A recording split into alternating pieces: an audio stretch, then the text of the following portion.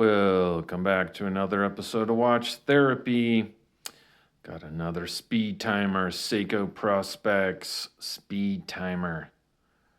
Reference number is SSC813. Let's take a moment to connect with this awesome looking timepiece.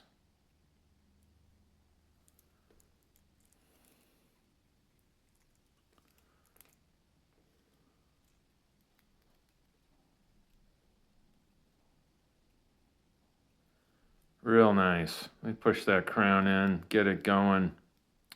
It is solar powered, and all you need is light. You can see it's got the 3 small dials here. Got the seconds going there, 24-hour and 1-hour timer.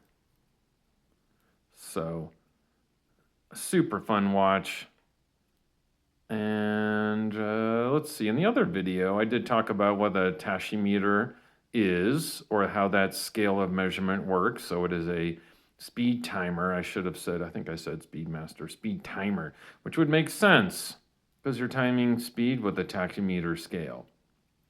So the best way I know to explain it, I'm sure there's better ways, but you simply push the top pusher here. You'll see that start moving. There it goes, there it goes. And basically you calculate speed over 1 mile. So you have to know the distance, and let's say you're timing a car to see the speed it's traveling. As that thing moves, wherever I stop it is the miles per hour that the car is traveling at over that mile. So you can see it's coming down to 130 miles an hour. 120 if I stopped it there. Let's make it 110. 110.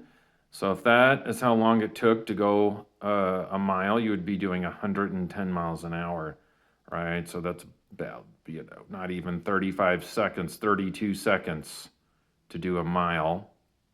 You would be going 110 miles an hour. And I guess you would know how long it took to do that, right? The 32-ish seconds right there, give or take. I think it's just an awesome watch. It is for sale, just by the by, at the Tick Tock Shop. You can see right there. And $695. I think that's an excellent price. Such a great looking watch. I think this would be runner-up for me. Real close, though, to the Pogue colors, right? With the gold and the blue and the red. Really close, though. I have a 17 centimeter circumference wrist. That's just about 7 inches. And easily, I would recommend it for my size wrist. I think that's about perfect right there. Kind of look down the barrel, over the top. It's 39 millimeters. I seem to be liking that size lately. I seem to be loving it. That The Citizen watch I just got recently is 39. I thought 41 was my, size, but I'm loving 39.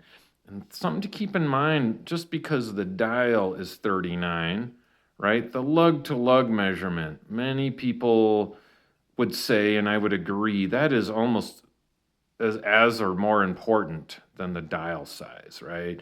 From here to here, which is going to be longer than 39 millimeters, right? And you got what's called a solid end link here. And so it wears bigger. The size and the way it wears, I think, really has a lot to do with the lug-to-lug measurement. Certainly thickness. I don't think this is a thick watch. That is another dimension or key measurement when you're looking at a watch and how it might wear. This is of average thickness, but you got some of them with lots of complications in there, right? Different timers, and it's actually amazing how thin this is, because those start to get thick when you start adding all these different complications here, as well as a date complication. So I think it's actually, and it's stainless steel. It's got some weight to it, but just like Seiko, they mask their weight really well. They mask it super well, And so it's always comfortable. I've had no Seiko that I ever have worn, even my Seiko Tuna, it's a giant hunk of metal, and it's just as comfortable. I could wear it all day, and I do. I'm also a sucker for the black and white layout. Some people call it like the panda colors, right? The colors of a panda bear. I love black and white divers or these type of speed timers. Um, the polish is my only complaint, and it's not this watch. It's basically almost every watch. We got this beautiful polishing that's hidden. Unless somebody gets down and looks down your arm to see that, nobody's ever going to see it, and kind of including you, unless you like contort your wrist around. I always think the polishing should go on top, not this brushing.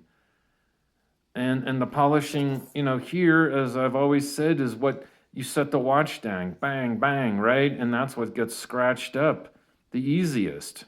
That's a high touch, high wear area, if you will, on the watch. And, I just, for me, think, I'll tell you, that's just not where I would have put it. I would have done it the reverse. But it seems most every watch does that. A lot of watches, I should say, where they have the brush and polishing. There's got to be something behind it. I just don't know what. Speaking of that weight, I just wanted to point out it is 161 grams. That's the weight of this. I mean, it's stainless steel and I don't see a hole, for easy strap changes. You'd have to go inboard here. If you look down in there, the strap changing tool to kind of pop that out. There's a case back. You can see the movement, the V192 right there, Japanese movement. Yeah. So tell me what you guys think about this speed timer. I mean, it's sapphire crystal and solar. It's under $600. Looks great. Goes with anything. I mean, I don't know. Tell me what it doesn't have. Maybe it's got too much. Thank you so much for watching. I hope you have a great rest of your day. Thank you for spending a little bit of your most precious commodity on little old me. Time. Take care. Thanks for watching.